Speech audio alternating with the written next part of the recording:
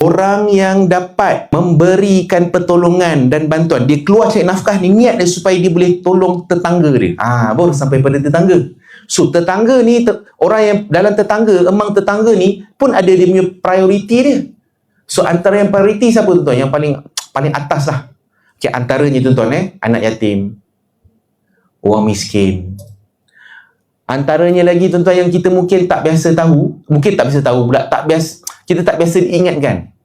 Ini orang ni tuan-tuan ni, golongan yang saya nak sebut ni, golongan yang kalau tuan-tuan ibadah hebat, tapi tuan-tuan sakiti hati dia, tuan-tuan tak boleh masuk syurga.